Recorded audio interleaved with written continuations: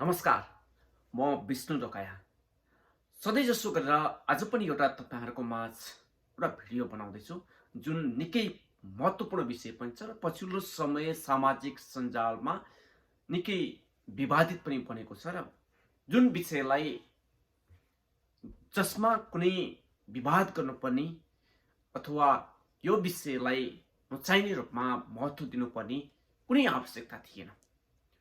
तर केही सामाजिक सञ्जाल अथवा केही सामाजिक सञ्जालमा विकृति फैलाएर आफू भाइरल बन्न खोज्ने, राम्रा काममाथि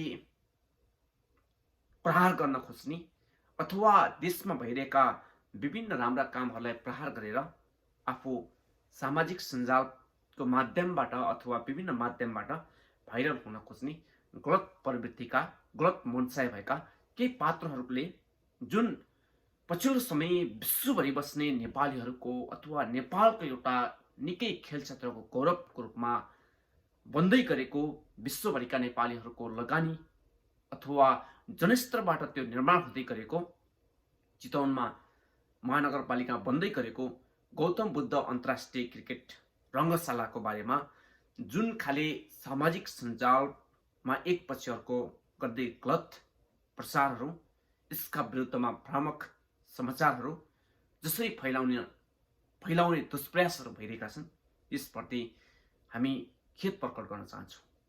किनभने यो धेरै महत्त्वाकांक्षी योजना छ। यो बनाउनु अथवा यसको सपना देख्नु त्यो पागलपन नै थियो। तर जसले सपना देख्छ, जोसँग भिजन छ, मिसन छ, जसले केही गर्छु भन्ने आँट साहस लिएर आफ्ना पाइलाहरू अगाडि चाल्छ, पक्कै पनि त्यसका पछाडि लाखौँ करोडौँ नेपालीको साथ र सहयोग पनि रहन्छ।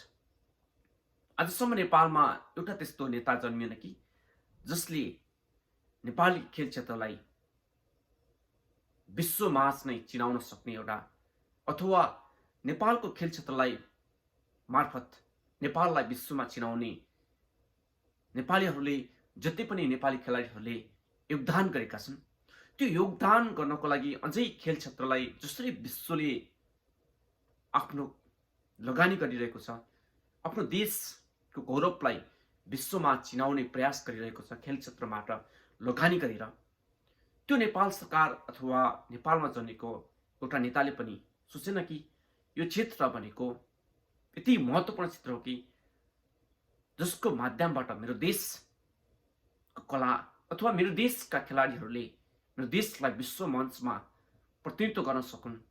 विश्वभरिका हुने ठुला ठुला गेमहरू आयोजना हुने विभिन्न खाले खेलकुद प्रतियोगिताहरूमा नेपालको झन्डा फहराएर नेपाली जनताको शिर, नेपालको उचाइ अझै थप अग्लो बनाउने प्रयास गरौँ भन्ने कुनै पनि त्यो नेताले सोच्न सकेन। तर त्यो सोच्ने अथवा त्यो आँट गर्ने, त्यो दुष्प्रयास गर्ने प्रयास तपाईँ हाम्रा प्रिय कलाकार तुर्मुस र सुन्तलीले गरे।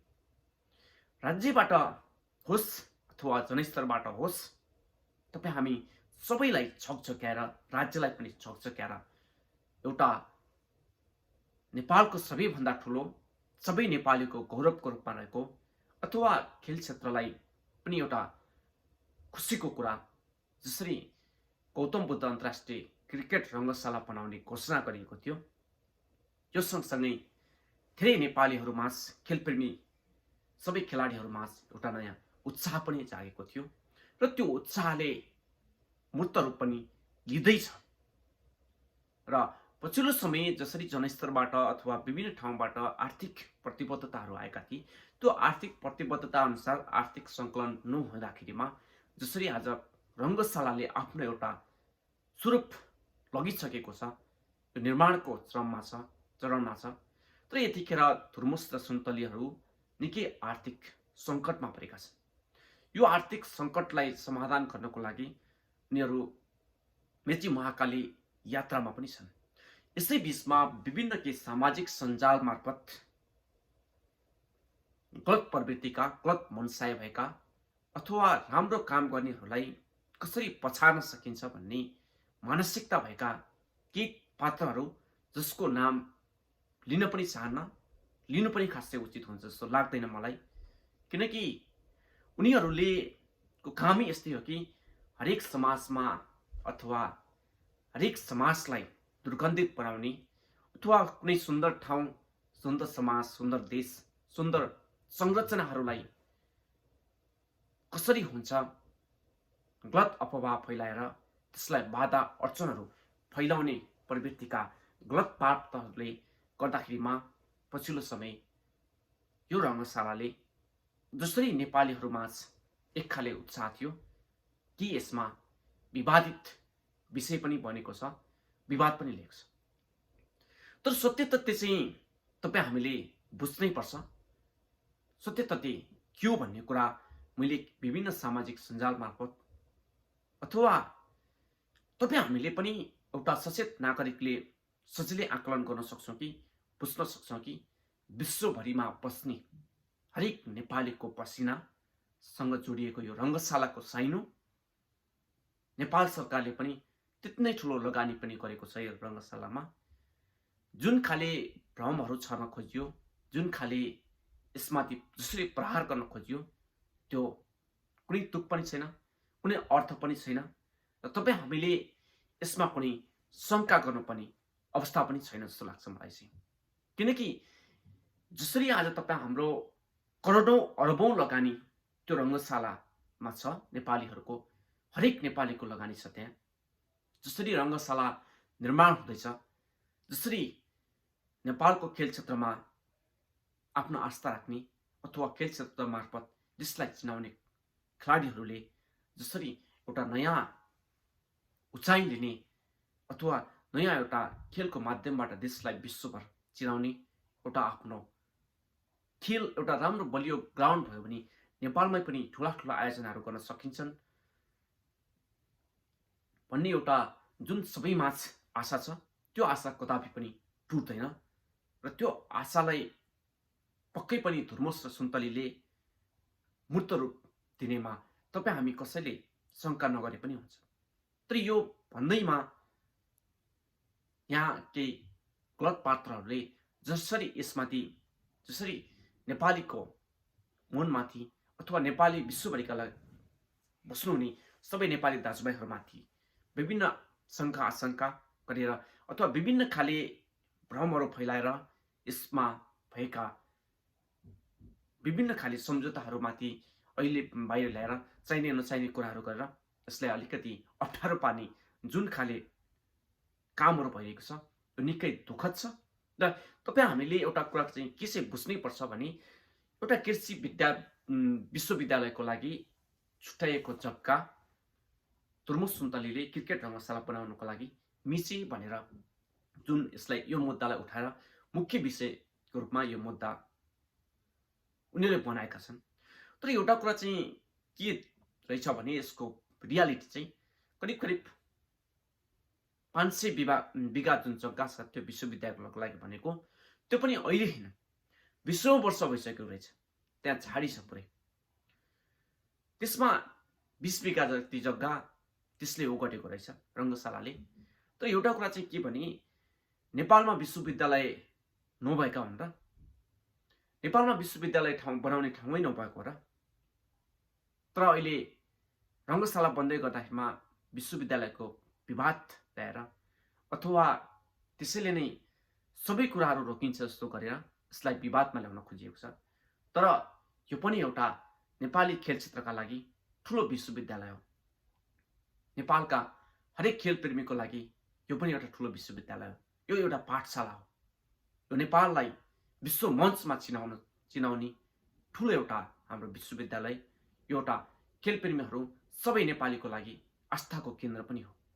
यो भन्दैमा विश्वविद्यालय चाहिँदैन भन्ने चाहिँ होइन, तर विश्वविद्यालयको लागि तमाम जग्गा छ, तमाम ठाउँ छ देशमा। यदि बनाउने हो भने त्यही ठाउँमा पनि अझै बन्छ। थोरै जग्गाले अथवा थोरै अलिकति त्यो ठाउँले गर्दाखेरिमा विश्वविद्यालय पक्कै पनि रोकिँदैन। तर 20औं वर्षदेखि त्यहाँ झाडी उम्रेर जङ्गल बनेको कसैले देखेन।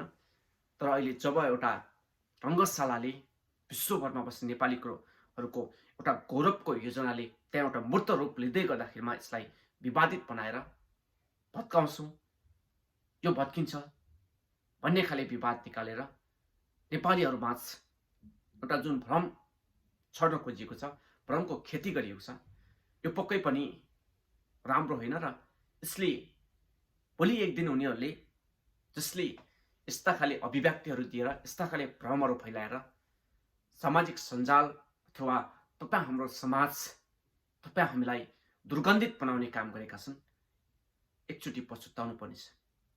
त यो कुरा पनि राम्रैसँग भन्न चाहन्छु कि यो कसैले भन्दैमा, कसैले एक दुईजनाले सडकमा हिँड्ने मान्छेले भन्दैमा यसलाई केही फरक पर्छ जस्तो लाग्दैन। किनकि हरेक नेपाली, विश्वभरिमा बस्ने हरेक नेपालीको पसिनासँग जोडिएको यो रङ्गशालाको साइनो पक्कै पनि भोलि नेपालको शिर, तपाईँ हाम्रो जुन पसिनाको साइनो जोडिएको छ, यो साइनोले एउटा न एउटा मूर्त रूप लिएर नेपाललाई विश्वमा चिनाउने काम चाहिँ अवश्य पनि गर्नेछ। त्यसैले यसको विषयमा तपाईँ हामीले एउटा विवेकशील नेपालीले के चाहिँ सोच्नुपर्छ भने कुनै पनि भ्रममा नपरी यो रङ्गशालालाई सम्पन्न गर्ने काम चाहिँ गर्नुपर्छ जस्तो लाग्छ। सामाजिक स्तरबाट अथवा समाजबाट अथवा जनस्तरबाट बन्दै गरेका धेरै यस्ता संरचनाहरू छन् जसले ठुलो टेवा पुगेको छ समाजलाई। धेरै बस्तीहरू छन्, धेरै हस्पिटलहरू बन्दैछन्।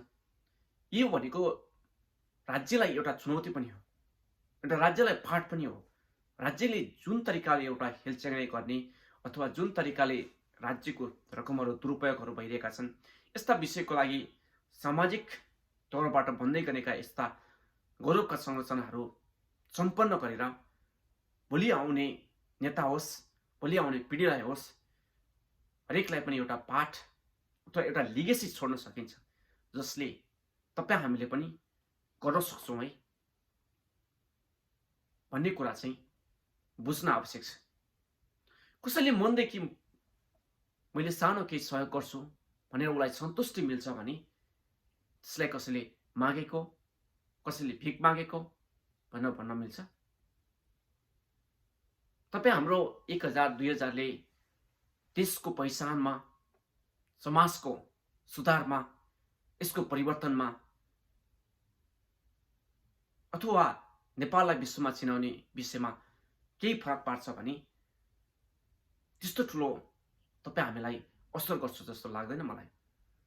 त्यसैले हरेक नेपालीले, हरेक विश्वमा बस्ने नेपाली जनसमुदायले अथवा देशमै बस्ने समुदायले, नेपाली दाजुभाइ तथा दिदीबहिनीहरूले यो रङ्गशाला निर्माण जुन महान अभियान छ, गौतम बुद्ध अन्तर्राष्ट्रिय क्रिकेट रङ्गशाला जुन बन्दै गरेको छ, म खेलको बारेमा खासै चासो चिन्ता त त्यति राख्ने मान्छे होइन यसको बारेमा, तर पनि एउटा देशमा बन्दै गरेको एउटा गौरवको आयोजना जसले तपाईँ हामीलाई, तपाईँ हाम्रो पहिचानलाई, तपाईँ हाम्रो देशलाई विश्वमा चिनाउन सहयोग गर्छ भने पक्कै पनि यसमा जोडिनुपर्छ भन्ने एउटा